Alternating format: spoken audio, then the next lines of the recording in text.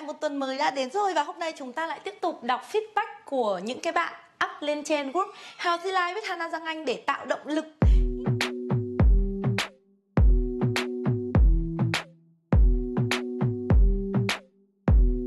Chúng ta có một tập thể, một cộng đồng các chị em là sống lành mạnh này, ăn ít clean và tập luyện cùng với Na. Thì tại sao chúng ta không chia sẻ và đọc những cái đấy để nó lấy động lực, lấy tinh thần cho mình, đúng không? Chúng mình có nhau, chúng mình là một cộng đồng mà.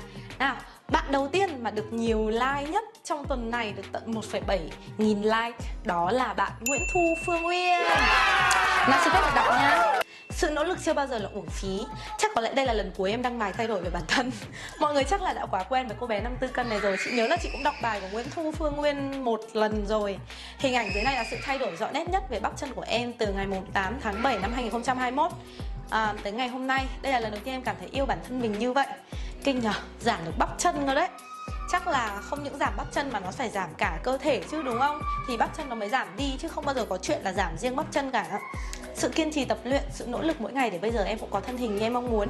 Đối với em thì cơ thể như bây giờ là quá đủ. Em không muốn giảm cân thêm mà chỉ mong thời gian tới tập luyện là để duy trì sức khỏe. Tràn đầy sự tự tin vào bản thân, rất là tốt. Về việc em tập luyện thì em tập xen kẽ kết hợp cardio và các bài cơ. Muốn giảm bắp chân thì phải tập toàn thân, nên mọi người đừng hỏi em về bài tập thu nhỏ bắp chân nhé. Thấy chưa? Giỏi chưa? Quá tự hào về Phương Nguyên luôn. Về ăn uống thì em ăn với gia đình và cắt hết đồ ăn vặt. Mấy nay em đi làm nên tối em chỉ ăn salad thôi, còn sáng trưa thì em ăn với gia đình bình thường. Về tinh thần thì em luôn cố gắng vui vẻ mỗi ngày, làm những điều mình thích để tăng động lực tập luyện. Có những ngày em rất là stress nhưng mọi người an ủi em rất nhiều. Vì vậy mà em đứng lên và chị Hana cũng cho em những kiến thức về giảm cân. Từ đó em xây dựng được lịch trình tập và cách kiểm soát calo. Điều cuối cùng hỗ trợ em trong việc giảm cân là công việc. Em làm một công việc mà phải đi đứng suốt 8 tiếng đồng hồ, nó hơi cực một chút, nhưng cũng giúp em đốt calo và hỗ trợ để em giảm cân nhanh hơn. Và em chỉ mong mọi người hãy tìm hiểu kỹ hơn về việc giảm cân cũng như là duy trì sức khỏe. Nó là vấn đề cả đời, mọi người có thể giảm chậm nhưng luôn vui vẻ khỏe mạnh thì tốt. Và đừng chạy theo một chế độ ăn uống hay tập luyện nào ngoài kia vì nó phù hợp với người ta chứ chưa chắc hợp với mình. Hãy kiên trì và đừng bỏ cuộc, một chút nữa thôi là tới đích rồi. Cảm ơn Phương Nguyên rất là nhiều với một bài post tràn đầy động lực và chắc chắn bài post này sẽ giúp đỡ được rất nhiều chị em. Ở đây có 1.700 người like, có nghĩa là đây, số người tiếp cận bài viết này là 73,5 nghìn người. Em có biết là trong 73.000 người này thì em sẽ giúp bao nhiêu người có cảm hứng để thay đổi cơ thể và tập luyện giống như em không? Có một lưu ý mà Phương Uyên đã nhắc mọi người nhớ nhá. Đấy là muốn giảm bắp chân thì phải giảm toàn thân. Nên là mọi người đừng hỏi những cái bài tập để giảm bắp chân nữa. Nhưng mà có một điểm Na rất là vui. Đấy là từ cái hồi mà Na chăm livestream xong rồi chăm quay những cái video để tương tác với mọi người và giải thích với mọi người về cách tập ấy, tuy là nó ít lượt xem nhưng mà nó có tác dụng. Vì thực sự là dạo này ít người hỏi những cái câu như kiểu là chị ơi làm thế nào để giảm bắp chân, làm thế nào để giảm bắp tay, làm thế nào để giảm mỡ bụng hơn. Rất nhiều rồi. Na rất tự hào mọi người. Những cái người mà đi trước mà đã nắm được nhiều thông tin rồi thì hy vọng rằng là mọi người hãy tiếp tục chia sẻ, share những cái thông tin đấy với cả những cái bạn mới. Những cái bạn mới bước chân vào nhóm, các bạn ấy không biết thì hướng dẫn lại cho các bạn nhé.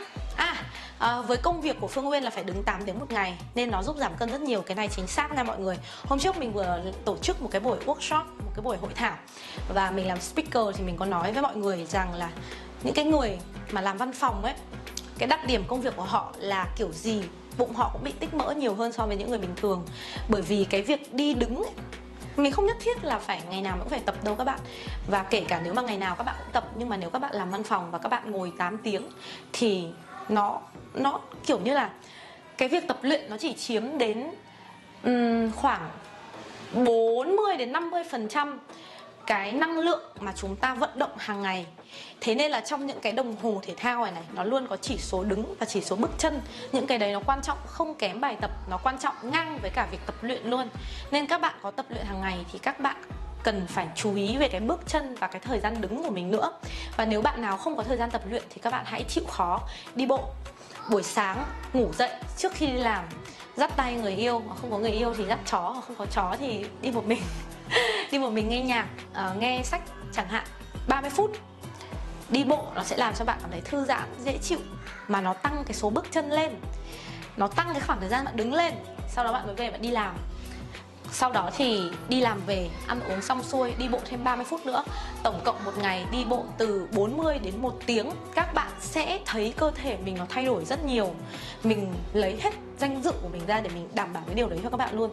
Rằng là các bạn không cần phải tập luyện cái gì quá sang trọng, quá xa xôi, quá nặng nề, đổ rất nhiều mồ hôi ngoài phòng tập hoặc là chi rất nhiều tiền cho phòng tập hoặc huấn luyện viên để có một cơ thể khỏe mạnh và giảm được mỡ đâu các bạn. Cái các bạn cần chỉ là các bạn phải năng động hơn mỗi ngày, active hơn mỗi ngày, đứng nhiều hơn. Và nếu như mà có cơ hội mà mình được làm những cái công việc mà nó cho phép mình đi lại và đứng thì mình hãy biết ơn cái điều đấy. Vì một cái công việc mà cho phép mình được đứng ấy, là đem lại cho bạn sức khỏe đấy.